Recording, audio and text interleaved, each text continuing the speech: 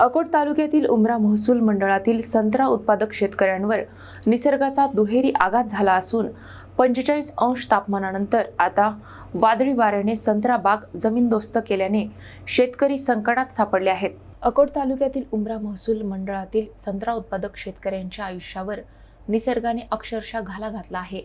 एकीकडे तब्बल 45 अंश सेल्सिअस तापमानाच्या तडाख्याने संत्रा बाग होरपळून निघाल्या, तर दुसरीकडे सोमवारी संध्याकाळी आलेल्या वादळी वाऱ्याने उभी असलेली झाडे सुद्धा जमीनदोस्त केली। त्यामुळे शेतकऱ्यांवर दुहेरी संकट कोसळले आहे।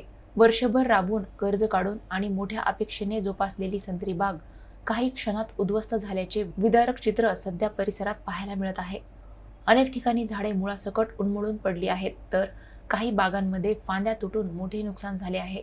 उन्हाच्या झाडांनी आधीच उत्पादन घटले होते, त्यातच वादळाने उरलेली आशाही हिरावून घेतली आहे।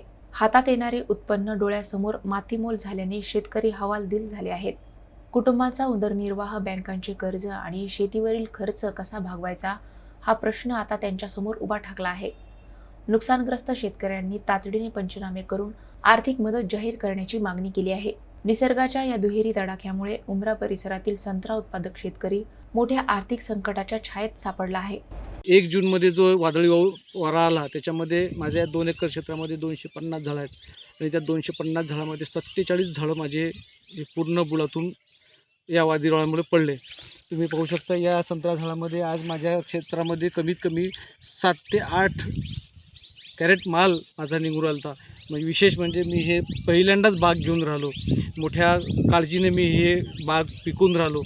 संत्रा बागायतदारासाठी शासनाने लवकरात लवकर पंचनामा करावा, तो शासन दरबारी लवकर तातडीनं तो जमा करावा।